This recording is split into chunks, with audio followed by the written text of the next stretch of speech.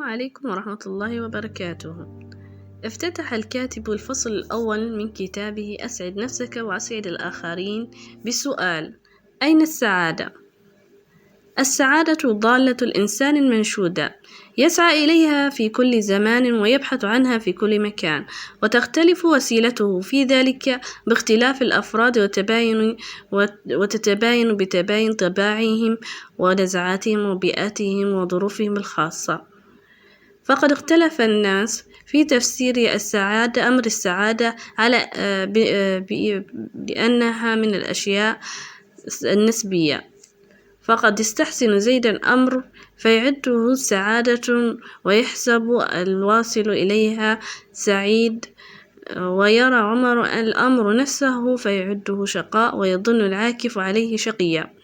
ومن الناس من يرى السعادة في تبسط في المأكل والمشرب واللهو والملبس وتمضية الوقت في المنتزهات والملاهي، ومنهم من يجد السعادة في المطالعة والمدارسة والغوص في درر العلوم، ومنهم من يحسب السعادة في التخلي عن هذا العالم الفاني والزهد بما تحويه هذه الأرض من متاعها، ومنهم من يرى السعادة في التسلط وتدليل الناس ليكونوا عبيد أهوائه، ومن الناس من يخال السعادة في الملذات الجسمانية فيعيش مسترسلا مع أهوائه يألف أصحاب الفجور ويسر بمعاشرة السخفاء، وربما دعته الحال إلى اكتساب الأموال من طريق الحرام والضلال، وحملته محبة اللذات على التهور في الدنيا والمحظورات.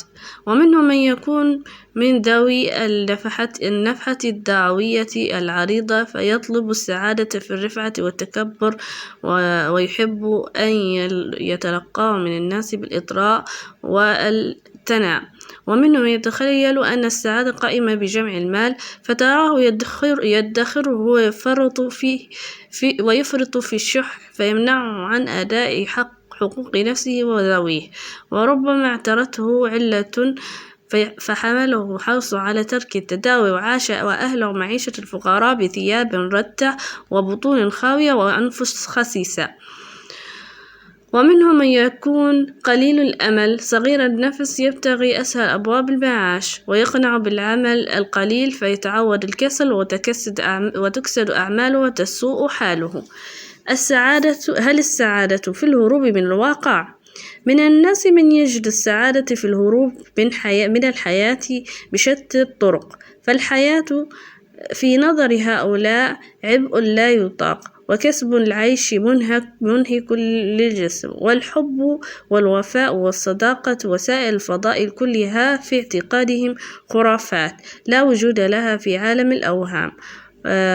والبعض يلجأ إلى تناول حبوب المهدئات يظن أنها تريح جسمه المتعب وأعصابه المرهقة، وللأسف الشديد فقد أسيء استعمال هذه الحبوب التي كان المفترض منها في الأصل معالجة حالات معينة في ظروف خاصة، والذي يتناولون المهدئات من دون سبب طبي وجيه يلقون بأنفسهم في هاوية الإدمان وما يصحب ذلك من مخاطر جسام. يقول الدكتور أمير بقطر في مقال نشر في مجلة الهلال عام 1957: ومن الغريب أن أولئك الأثرياء الذين يقصدون فلوريدا في أمريكا أو الريفيرا في فرنسا وغيرها من البلدان لا يكتفون بما في تلك البقاع من جمال ودفء ومتعة وخيال فيقصدون الأطباء والصيادلة هناك حتى طلبا لحبوب السعادة والمهدئات واستهلاك عدة زجاجات منها في خلال الموسم. نقول من الغريب لأن المفروض في هؤلاء أن تتوافر لديهم كل مقومات السعادة: المال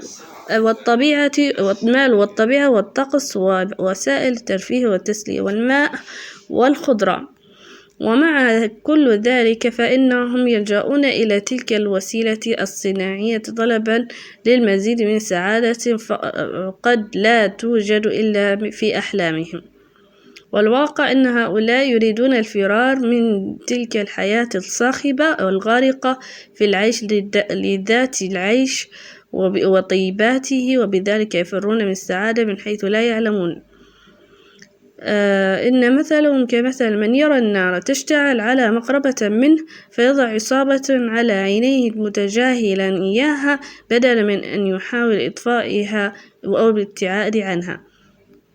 هل السعادة في الغنى ورخاء العيش؟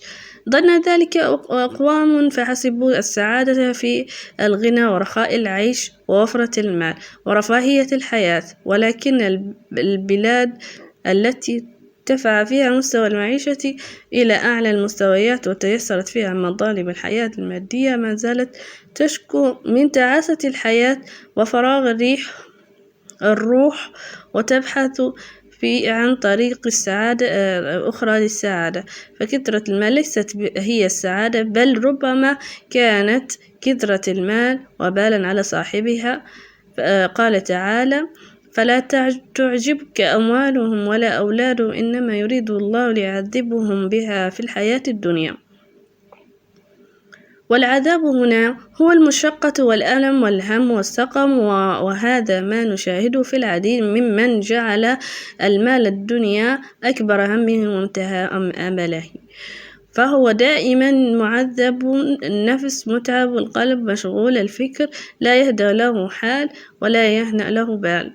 وقد صور رسول الله صلى الله عليه وسلم هذه النفسية بقوله: من كانت الآخرة همه جعل الله غناه في قلبه وجمع له شمله وأتته الدنيا وهي راغمة، ومن كانت الدنيا همه جعل الله فقره بين عينيه وفرق عليه شمله ولم يأته من الدنيا إلا ما قدر له. ومشكلة الإنسان مع المال تتجسد حين يستعبد المال الإنسان فيشقى عن سبيل طلبه ويشقى خوفا عليه.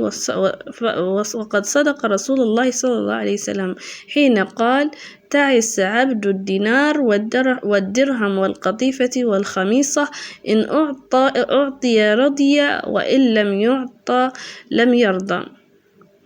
يقول السير أرنست: معظم الناس يعتقدون أن الغنى مجلبة للسعادة، وأما أنا فأرى العكس، إن في الحياة مسرات أعظم من مسرة الغنى، فليس في النجاح المالي ما يساوي حب الزوجة المخلصة الودود والسرور بالأولاد السعداء.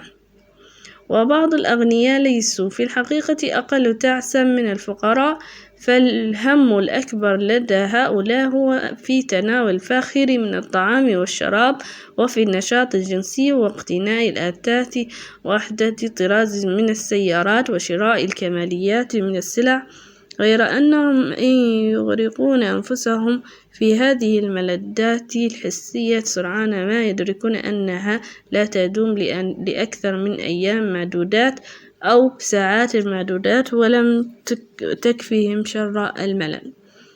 يحكى عن أحد الملوك القدماء أنه كان أكثر الرجال تعسا في العالم، كان له كل ما يريد من المقتنيات والطعام والشراب، لكنه بقي على تعاسته. أحضر له أغلى المآكل وأشهاها فأصابه سوء الهضم. وفي أحد الأيام اقترح عليه أحد المقربين إليه أن يلبس قميص أسعد رجل في المملكة مدة ليلة واحدة فقد يصبح سعيدا. فأخذوا يفتشون عن أسعد رجل إلى أن وجدوه طافح الوجه صبورا سعيدا، فأحضروه إلى الملك الذي استغرب أن يجد فقيرا إلى درجة أنه لم يكن لديه قميص يلبسه.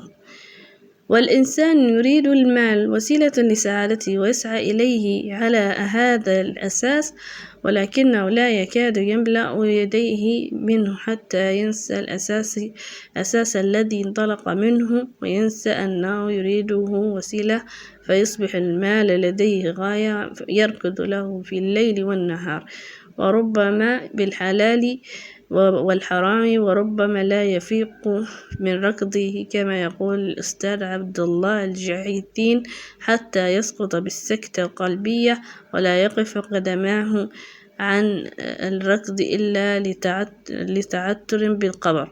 فالسعادة بالمال يلزمان الشرطان: الأول أن يكون المال حلالا كسبه المرء بجهده وعمله، والثاني أن لا ينفقه في فساد وإلا كان المال وبالا عليه.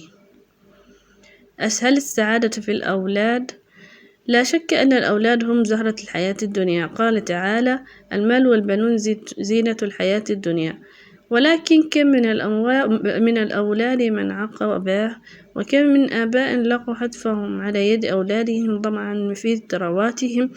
ألم يخاطب أحد الشعراء ولده أسفا حزينا فيقول: غزوتك مولودا وعلتك يافعا، تعل بما أسدي إليك وتنهل، إذا ليلة نابتك بالشجو لم أبت لبلواك إلا ساهرا أتململ، فلما بلغت السن والغاية التي إليها مدى ما كنت فيه أؤمل، جعلت جزائي غلظة وفضاضة كأنك أنت المنعم المتفضل. السعادة والمزاج والشخصية. العنصر الأساسي في سعادة الفرد هو طبيعة تكوينه، مزاجه وشخصيته اللذان هما منبع الدائم لرضائه وسخطه. فمتى كان الشخص ذا مزاج حزين مكتئب رأى المآسي والمتاعب في أمور يرى فيها صاحب المزاج المعتدل صراعا ممتعا جديرا بالدراسة، ولا يرى ثالث فيها أي مغزى أو معنى. وكثيرا ما كان أبو حنيفة النعمان رضي الله عنه يقول لتلاميذه: لو رأى السلاطين ما نحن فيه من للدة العلم لقاتلونا عليها بالسيوف، وغير أن الغالب أن هؤلاء السلاطين لو حصلوا بأسيافهم على كل ما في هذه الدنيا من مجندات للعلوم لحالت ضالة قرائحهم دون أن يجدوا في قراءتها من اللدة ما كان يجده أبو حنيفة وتلاميذه في كتب محاوراتهم. سعادتك من صنع أفكارك. فسعادة الإنسان وشقاوته وقلقه وسكينته تنبع من نفسه وحدها. إنه هو الذي يعطي الحياة لونها البهيج أو المقبض، كما يتلون السائل بلون الإناء الذي يحتويه. عاد النبي صلى الله عليه وسلم إعرابيا يتلوى من شدة الحمى، فقال له مواسيا ومشجعا طهور. قال الإعرابي: بل هي حمى تفور على شيخ كبير تورده القبور. فقال: فهي إذن، أي أن الأمر يخضع لاعتبار الشخصي، فإن شئت جعلتها تطهر ورضيت، وإن شئت جعلتها لك وسخطا، فمن رضي فله رضا، ومن سخط فله السخط. قال ديل كارنيجي: فإذا نحن ساورتنا أفكار سعيدة كنا سعداء، وإذا تملكتنا أفكار شقية غدونا أشقياء، وإذا خامرتنا أفكار مزعجة تحولنا خائفين جبناء، وإذا تغلبت علينا هواجس السقم والمرض فالأغلب أن نبيت مرضى سقماء. السعادة فن الاستمتاع بما تملك. فالسعادة تصدر من أعماق الإنسان وتنبعث من مزاجك وتفكيرك ونظرتك إلى أمور الحياة وطريقتك في مواجهة الأحداث وفي رضاك عن نصيبك في هذه الحياة. ويدخل شخصان مثال يدخل شخصان حديقة فيريان وردة جميلة على غصن ويهم أحدهما بقطفها فيصاب بغزة من شوكها فيقول لنفسه ما أقصى الحياة وما أشقانا فيها حتى الورد الأحيط بشوكه فلا نستمتع به. أما الثاني فيقول لله در الحياة وما أبهجها وما أحلاها حتى الشوك قد وضع بين الورد الجميل. ويقول السعيد إن كأسي ممتلئا إلى نصفها ويقول الشقي إن كأسي فارغة إلى نصفها. وهكذا تختلف نظرة الناس إلى الحياة. فكل شيء في الحياة له وجه جميل وآخر قبيح فخذ الدنيا بوجهها الجميل وحاول أن تنسى ذلك الوجه القبيح. فالسعادة هي فن الاستمتاع بما تملك والتأثر بالجمال دون القبيح والقدرة على كشف نواحي الجمال. فليست السعادة مجرد الامتلاك وإنما حسن استعمالنا لما نملكه. فإذا خلت حياتك من الشقاء وأسبابه فلا تقل لست شقيا بل قل إني سعيد ولا تقل إن حياتي نصف فارغة كالكأس بل قل إنها نصف مملوءة. السعادة في العمل لا في المال. والإقبال على العمل وسيلة من وسائل السعادة. فالعمل المثمر ينقذ صاحبه من وحشة الفراغ وشرور البطالة والذي يحب عمله راضيا عنه يسعد به حقا. فالعمل على مضض ضرب من ضروب الإرهاق. ولكن الذين يصابون بالأمراض النفسية بسبب كثرة الفراغ أكثر ممن يصابون بها بسبب العمل المرهق.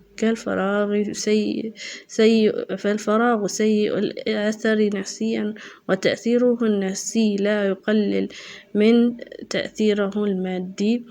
وتزداد سعادة الإنسان بعمله إذا هو لم يجعل الغرض منه مجرد جمع المال. أما إذا كان المال هدفه فقط باع نفسه في سوق الرقيق وأصبح مع الوقت عبدا للمال. فالسعادة الحقيقية لا تصيب الإنسان بحسب ما يملكه ولا إنما بحسب ما يفعله بهذا المال.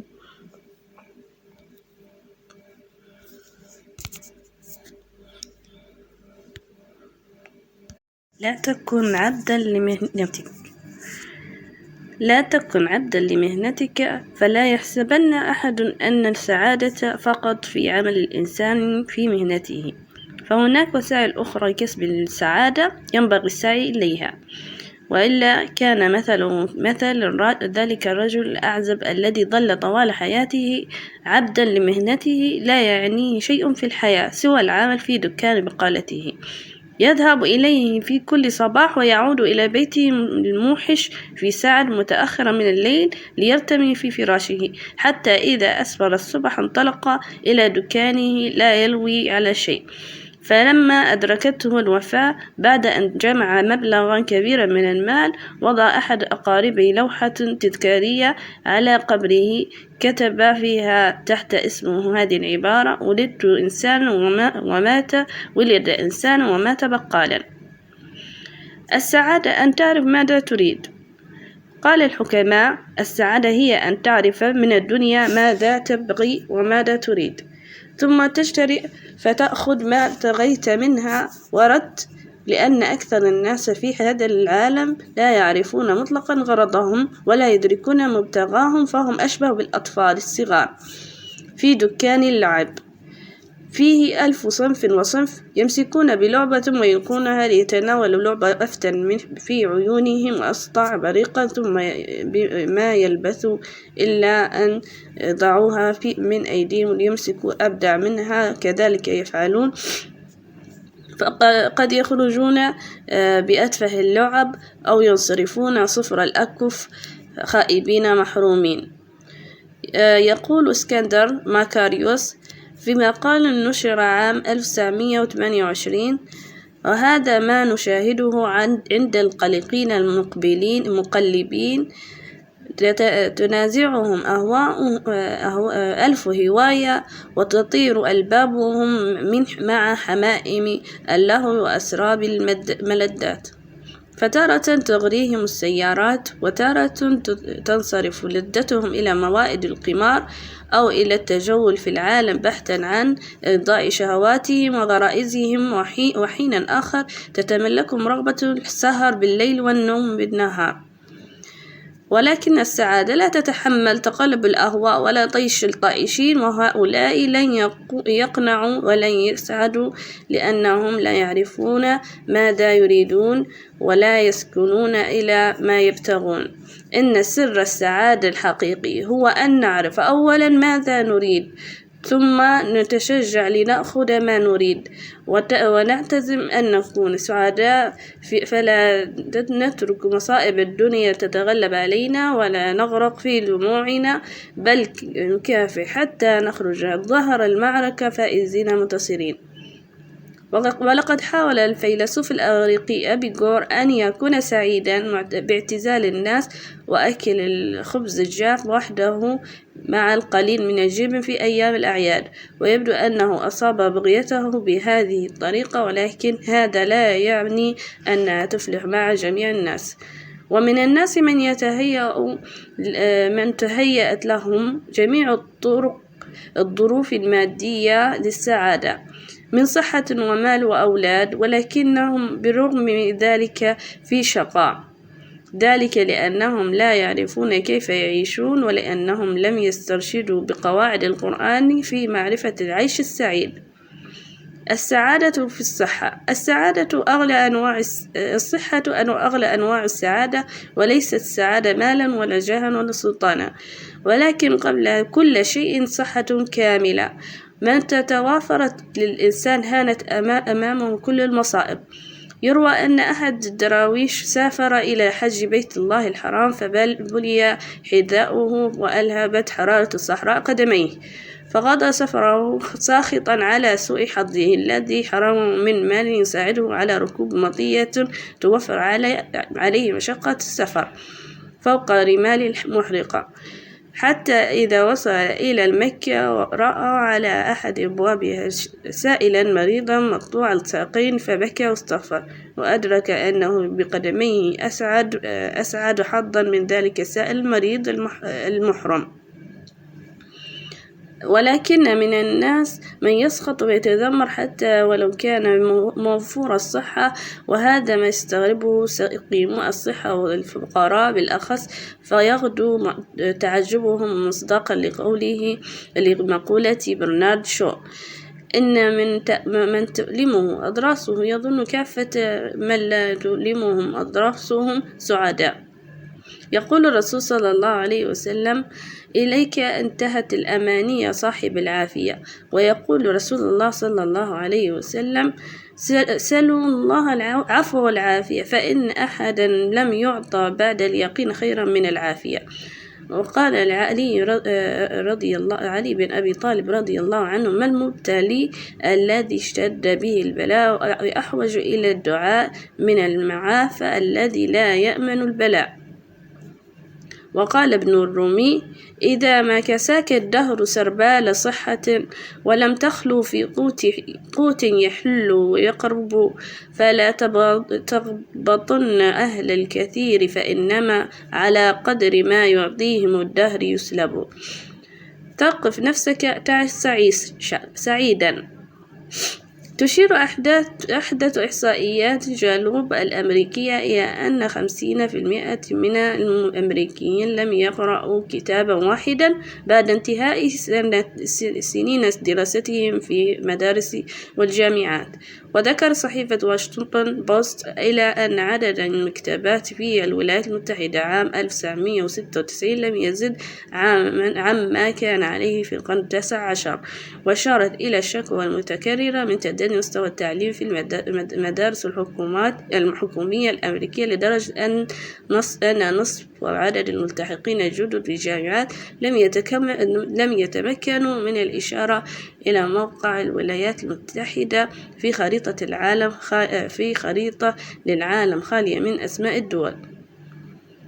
وإذا كان هذا هو مستوى الثقافي في أقوى الدول في العالم، فماذا نقول عن عزوف شبابنا العرب عن المطالعة وانتشار ظاهرة هجرة الكتاب، وأصبحت أمة اقرأ لا يقرأ منها إلا النزر يسير، وكأن البعض وجد ضالته في قول المتنبي: تحلو الحياة لجاهل أو غافل فيما مضى منها وما يتوقع، ولمن يغالط في الحقائق نفسه ويسومها طلب المحال فتطمع.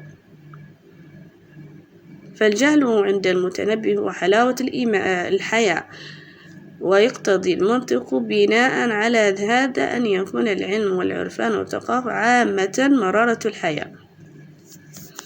فحسن العيش عنده لا يكفي فيه الجهل، ولكن لا بد له من فقدان الحس فالحجر فاقد الإحساس فاقد للحياة. يقول الدكتور أحمد زكي: ولو سرنا في هذا البحث على هذه الوتيرة إذن لكانت البهائم أسعد حالا من الإنسان. غير أن المثقف له عقل قليل العمل بسيط الحركة، أما الرجل المثقف فله عقل كثير العمل مركب الحركة.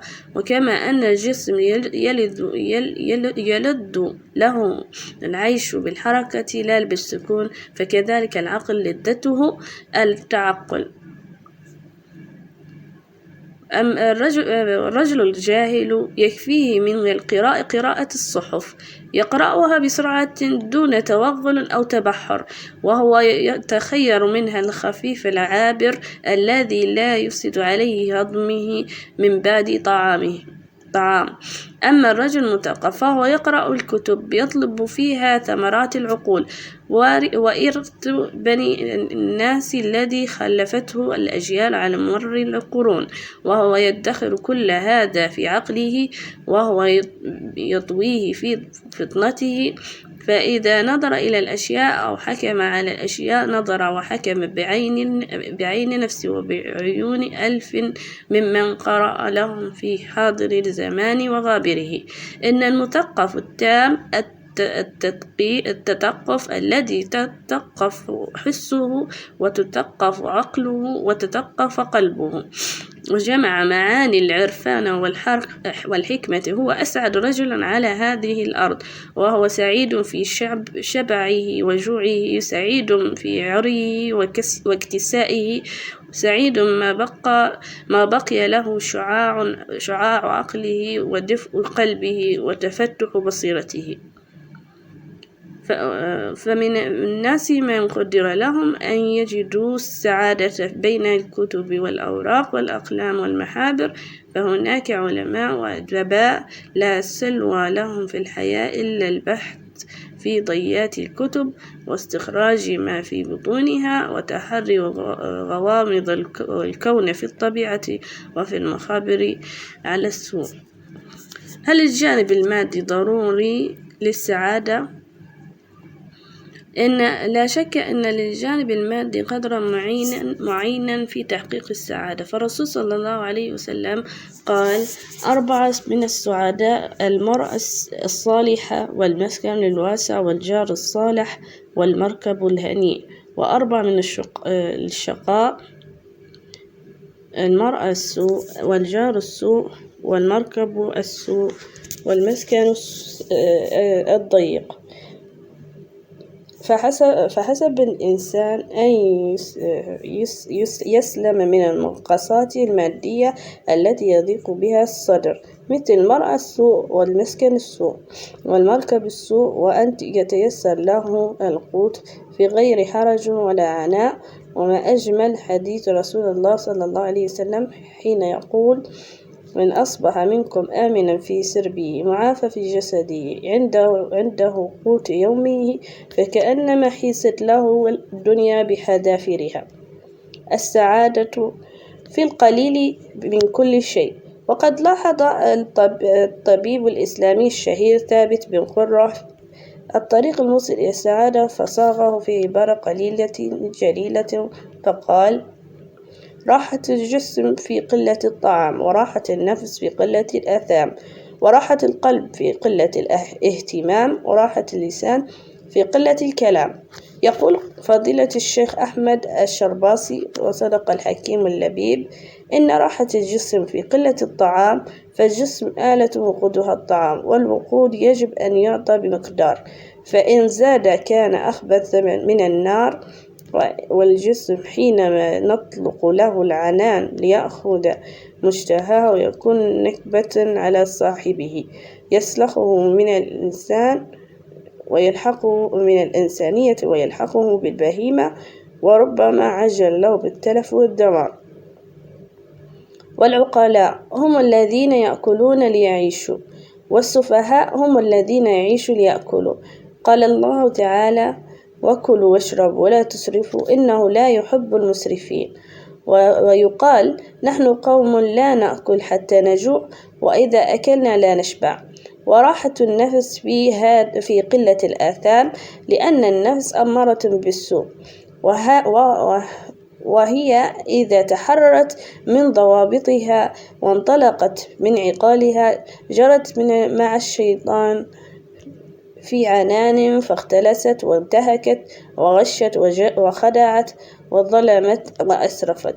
ولذلك كان أعداء الإنسان هو نفسه، فإن استجاب لهذا الهوى قضى عليه، وإن حال بين نفسه وبين هذا الهوى استقام في الطريق. والقرآن الكريم يقول: ونفس وما سواها فألهمها فجورها وتقواها، قد أفلح من زكاها وقد خاب من دساها. ويقول البصيري: والنفس كالطفل إذا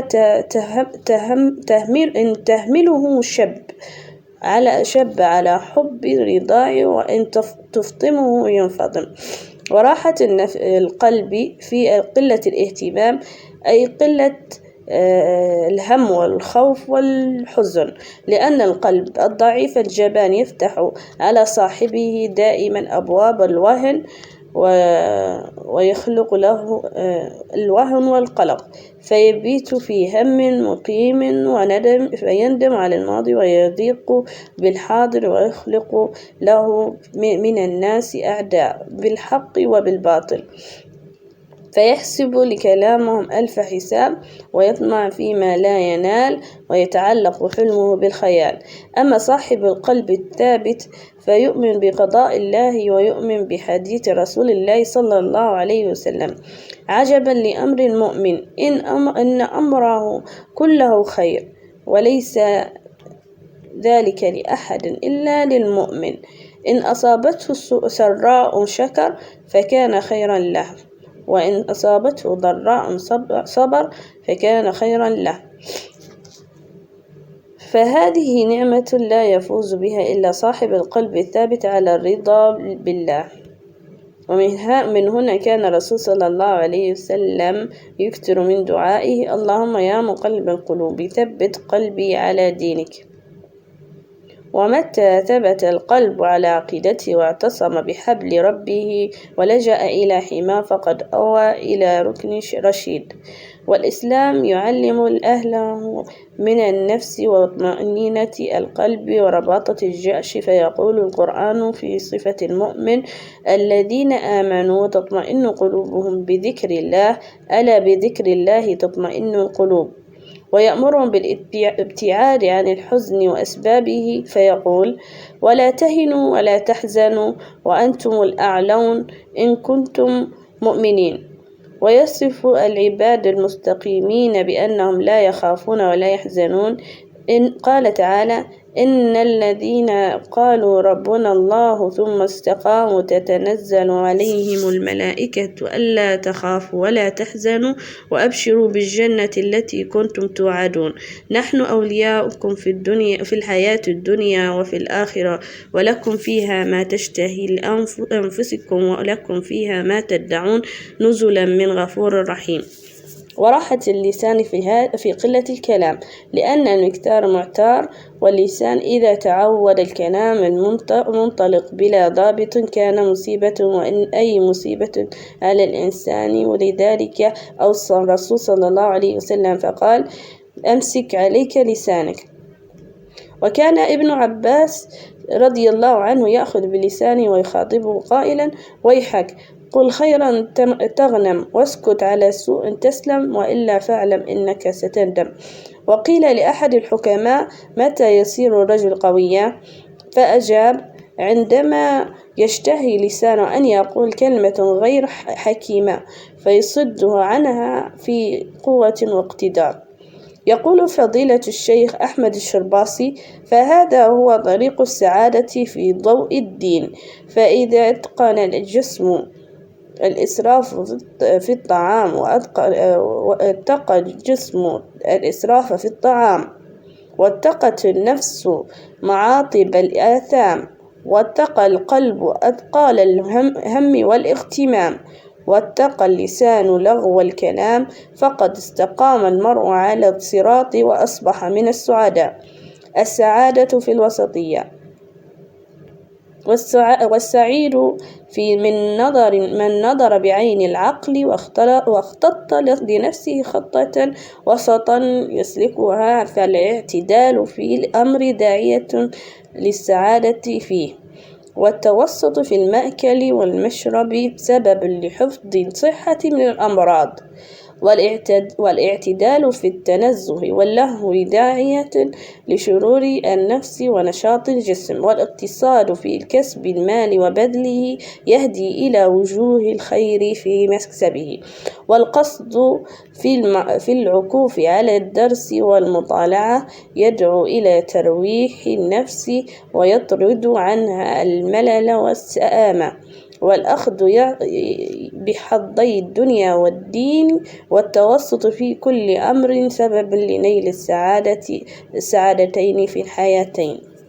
وهكذا انتهى الفصل الأول من هذا الكتاب.